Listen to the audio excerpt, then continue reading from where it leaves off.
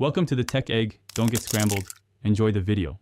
In this video, I will show you how to make delicious crab corn soup. First, let's gather all our ingredients. You'll need about 1 pound of fresh or frozen crab meat, 2 cups of corn kernels, and 4 cups of chicken broth.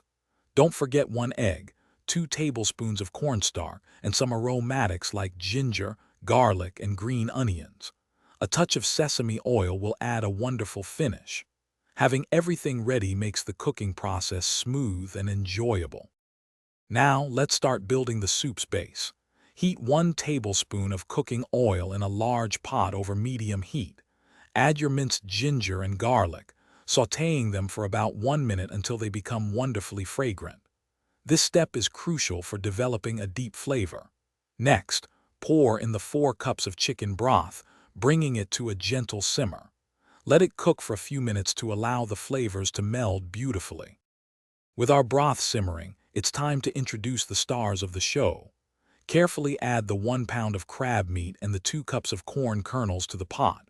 Stir everything gently to combine. Let the soup return to a gentle simmer and cook for about 5 minutes. This allows the crab to heat through and the corn to become tender, infusing the broth with their sweet and savory notes. The aroma is already incredible. For the perfect consistency, we'll thicken our soup. In a small bowl, whisk together 2 tablespoons of cornstarch with 2 tablespoons of cold water to form a smooth slurry. Slowly pour this mixture into the simmering soup while stirring constantly until it reaches your desired thickness.